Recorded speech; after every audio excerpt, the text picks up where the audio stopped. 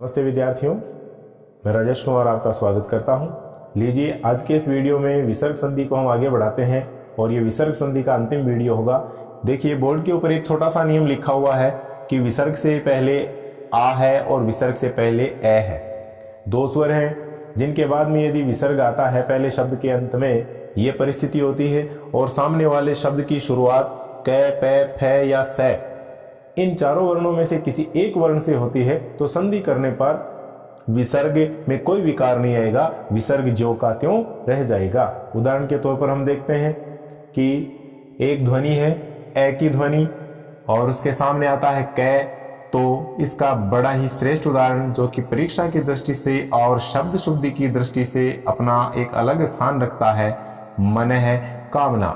मनः जोड़ कामना। देखिए, विसर्ग से पहले ए ध्वनि निकल रही है और विसर्ग के सामने क्या है क, तो नियमानुसार ये क्या रहेगा, मनः कामना ही रहेगा। लेकिन हम देखते हैं अक्सर लोग इसको मनोकामना बोलते हैं, जबकि ये शुद्ध नहीं है, शुद्ध है मनः कामना।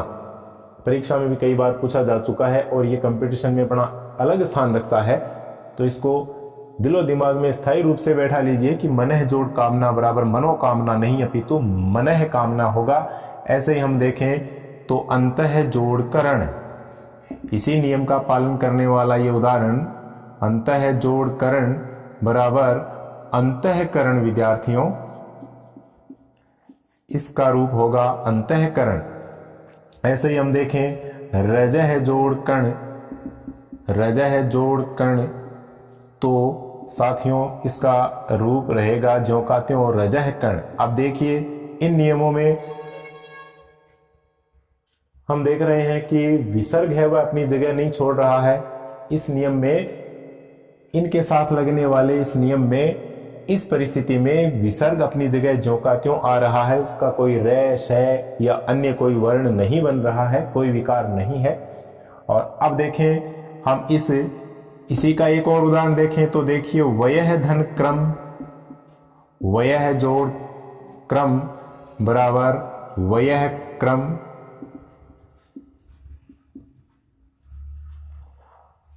इस तरह से ये यहीं ज्यों का त्यों रहने वाला है। और अब हम लेते हैं प का उदाहरण, तो अंतः जोड़ पुर, अंतः जोड़ पुर विद्यार्थियों ज्यों का त्यों रहेगा, तो इससे हमें शब्द के शुद्ध रूप का भी ज्ञान हो रहा है और साथ ही साथ संधि नियम का भी ध्यान हो रहा है।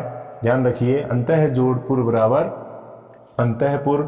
और ऐसे हम देखें इस फ का उदाहरण देखें कि पुनः जोड़ फलित बराबर पुनः फलित।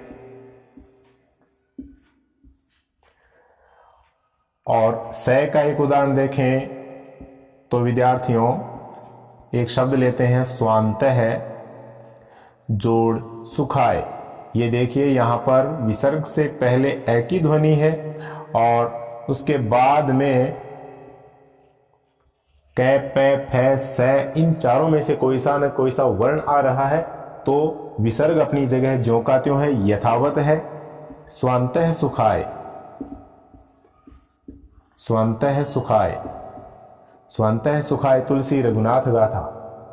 तो ये उदाहरण हमें ये कहते हैं कि इस नियम के तहत विसर्ग से पहले आ हो चाहे ए हो। और मैं बताऊं कि हिंदी शब्दावली में ऐसे शब्द न के बराबर हैं जिनमें आ की ध्वनि के बाद में विसर्ग आता हो, लेकिन नियम व्याकरण का बना हुआ है, उसकी हमें पालना करनी होगी।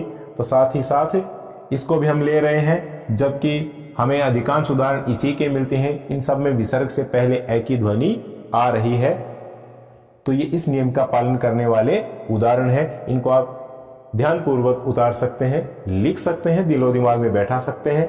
अब ये जो उदाहरण लिखे हुए हैं ये भी इसी नियम के तहत आने वाले हैं।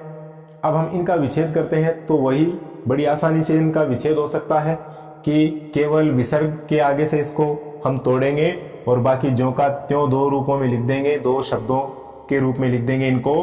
तो देखिए विद्यार्थियों, ये इनका विच्छेद बड़ा सरल हो रहा है। अधः पतन, अधः जोड़ पतन, ये लीजिए। ऐसे ही देखें तो तपह पूत, तो तपः विसर्ग के बाद में पूत, ये लीजिए, और मनः प्रसूत, तो यहां हो गया अपना मनः धन प्रसूत, मनः प्रसूत यानी मन से उत्पन्न, और प्रातः कर्म, प्रातः किए जाने वाले कार्य, प्रातः कर्म, और इसी के साथ पुनः प्राप्ति, तो इसका विच्छेद हो जाएगा पुनः धन प्राप्ति। बहुत सरल है और इस तरह से हम इसको समझ सकते हैं। इस नियम के तहत आने वाले उदाहरणों में केवल और केवल विसर्ग के आगे संधि का निशान लगाना है, जोड़ का निशान लगाना है, बाकी कोई परिवर्तन नहीं होने वाला है। तो इस नियम को हम समझ सकते हैं। अब लीजिए समझते हैं इससे अगला नियम। अब ये नियम कहता है, जो मैं लिखने वाला हूं, कि विसर्ग से पहले ए की ध्वनि हो। देखिएगा, विसर्ग से पहले ए की ध्वनि हो और सामने ए नहीं हो। ए नहीं हो इसका मतलब, इसके मैं माइनस का निशान लगा देता हूं। ए नहीं हो, ए नहीं हो, कोई अन्य स्वर हो, ए को छोड़कर के कोई अन्य स्वर हो विद्यार्थियों, तो संधि करने पर, इस परिस्थिति में संधि करने पर मैं बताऊं आपको कि क्या होगा।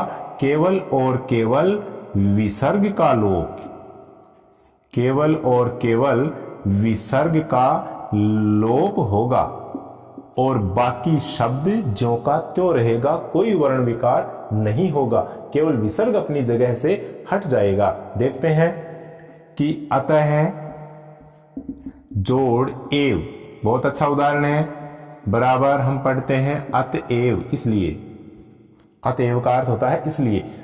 यहां देखिए विसर्ग से पहले ए की ध्वनि आ रही है और सामने भिन्न स्वर है, ए को छोड़कर के कोई भिन्न स्वर है, अन्य स्वर आया है, तो संधि करेंगे तो केवल यहां से विसर्ग हटा है और बाकी शब्द यथावत। ऐसे ही ततः जोड़ एव, इसी कोटि का उदाहरण है ततएव।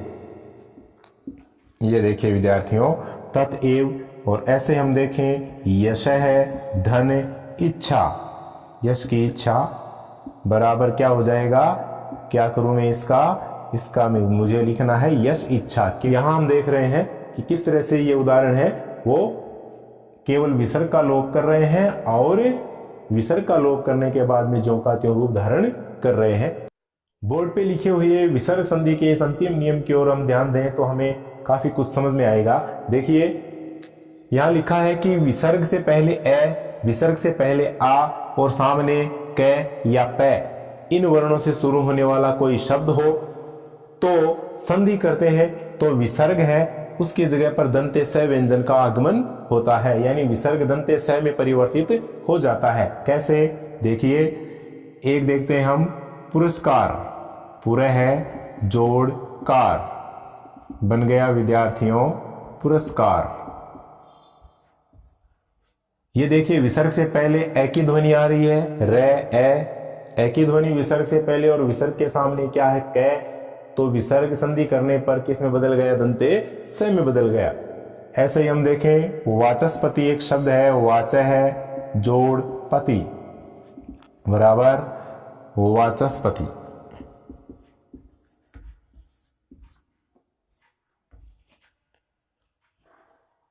तो देखिए नमस्कार, नम है जोड़कार बराबर नमस्कार, यह भी इसी कोटि का उदाहरण है। एक उदाहरण आता है आपके भास्कर, भा जोड़कर बराबर भास्कर, भास्कर सूर्य का पर्याय है। और एक और हम देखें इसमें तो श्रेय है, श्रेय है जोड़कर बराबर श्रेयस्कर, श्रेयस्कर श्रेष्ठ के लिए।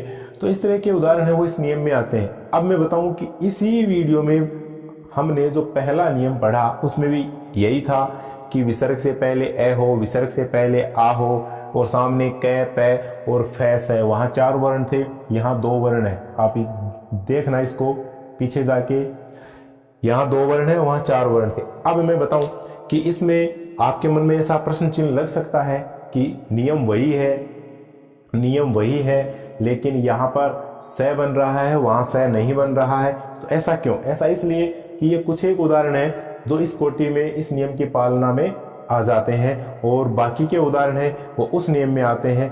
तो क्या होता है कि अलग अलग वैयाकरणों ने यहाँ पर अपने अलग अलग मत दिए हैं, क्योंकि मैं बताऊं कि जहाँ विद्वान लोग बैठते हैं वहाँ बिल्कुल तर्क वितर्क होते हैं, और जहाँ बुद्धि होती है तो बुद्धि में टकराहट होती है।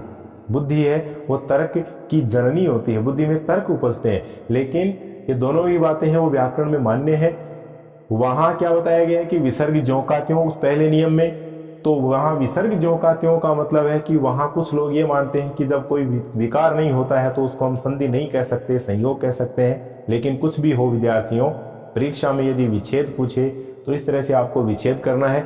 और इस वीडियो में पहले नियम में और इस अंतिम नियम में जो बताए गए उदाहरण हैं, इनमें से कोई सा उदाहरण आता है, इस तरह के कोई से उदाहरण आते हैं विद्यार्थियों, तो वे विसर्ग संधि के उदाहरण हैं।